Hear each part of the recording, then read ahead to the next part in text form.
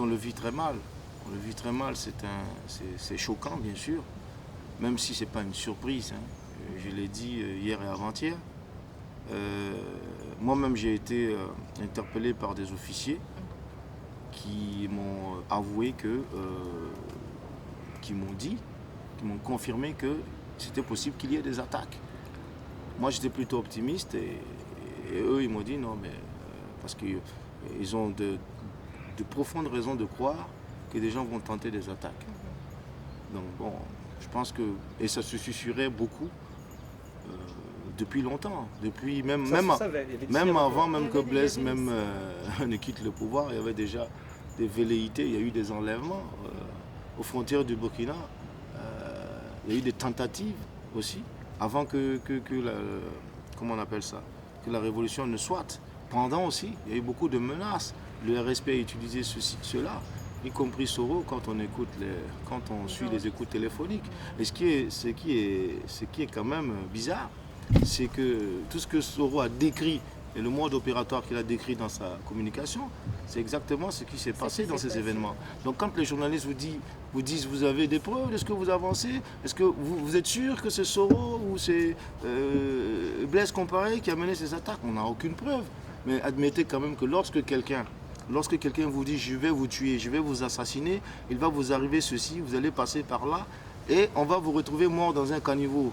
Et effectivement, après, quelques mois après, c'est le cas. Avouez que vous êtes forcément le suspect, et c'est forcément le suspect idéal. Voilà, c'est le suspect qu'on doit interroger directement parce que ce type de coïncidence est plutôt rarissime. Surtout qu'il a prononcé des propos très graves.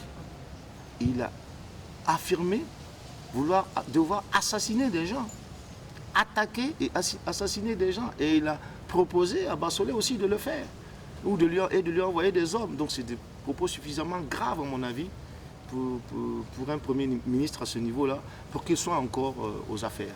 Il aurait dû être arrêté, en tout cas il aurait dû être lâché déjà depuis longtemps par Alassane Ouattara, ou au moins s'il a un peu le sens de l'honneur, il aurait dû démissionner. Je rappelle aussi que dans ce document, il a même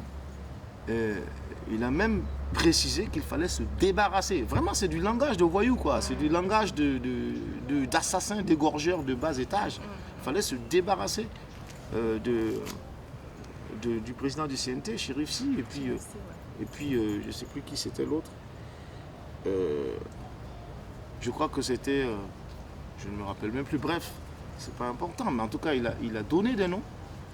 Il a affiché réellement ses capacités de nuisance. Voilà. Et donc, je crois que c'est des éléments à prendre en compte dans la suite de l'enquête.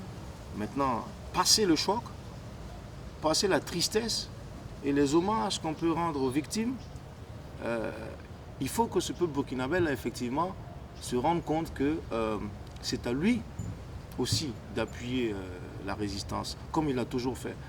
On a toujours su résister à toutes ces attaques, d'où qu'elles viennent. Au moment où tout le monde pensait qu'on allait se coucher, on s'est relevé. Et ce n'est pas cette fois-ci que ça va changer. On est en train de mobiliser les troupes. On a une conférence de presse d'ailleurs dès que je rentre, avec la coordination nationale, pour essayer de créer un élan de solidarité autour de cette résistance-là. Donc ça veut dire quoi? Ça veut dire sensibiliser l'opinion publique à la dénonciation de tout suspect, demander au gouvernement éventuellement de mettre en place un numéro vert ou toute autre stratégie qui permettrait aux gens de pouvoir témoigner et contribuer aussi à la sécurisation aussi de nos frontières, etc., par un relais d'information, etc. En tout cas, d'une manière ou d'une autre, on va soutenir cette armée-là régulière pour qu'elle puisse faire ce travail sécuritaire. Donc, on jouera notre partition et comme je l'ai dit dans un post, on va terroriser le terrorisme parce qu'il faut qu'on en arrive là. Si on continue à être des spectateurs tristes, désolés et touchés par la méchanceté, l'inhumanité de ces gens-là, on sera des victimes. Il ne faut surtout pas qu'on se pose en victime. Voilà, comme c'est leur métier là, de terroriser les gens, on va leur montrer aussi que d'une autre manière, là, le peuple là, innocent aussi peut les terroriser de la même manière. Et il faut qu'on le fasse. Il faut que la peur change de camp. Voilà. Parce qu'on ne peut pas maintenir pendant aussi longtemps des populations, une société civile sans armes dans un tel effroi.